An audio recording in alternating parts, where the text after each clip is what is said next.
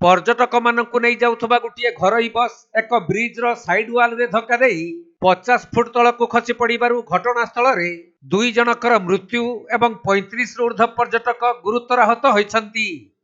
मिलिथिबा सूचना अनुसार नयागढ़ जिला खंडपड़ा गुंठुणी ग्रामरू 40 रु 45 जन लोकंकु नहीं इंडियन नामक एक घरोई बस बालुगां स्थित चिलिकार कालीजाई और नारायणी दर्शन सारी ब्रह्मपुर अभिमुखे यात्रा करिथांते। किंतु घन कुहुड़ी जगु खंडिस छक निकटरे थिबा ब्रिज रो साइड वाल को धक्का देई बस टी प्राय 50 फुट तलक उलटी पड़िथिला। कुआडे जाउथले? आसिथिलु देखि महामाई। कुआडे? महामाई काली जाई देखि आसी। देखियो कोन गाड़ी ताडे पट्टी वालानी। केते लोग आस्तलो? 35 जन। 40 45 तबे बस रे थिबा लोकंकर चित्कार सुनी स्थानीय लोक माने सेठारे पहुंची बस रो काच भांगी सेमानंकु उद्धार कार्य आरंभ करिथिले।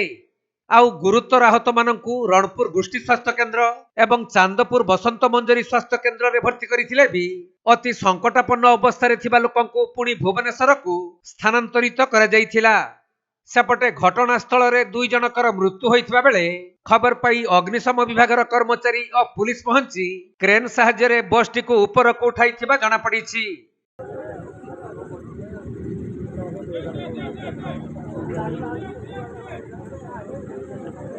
दमकल वाला अछन को लोक पछे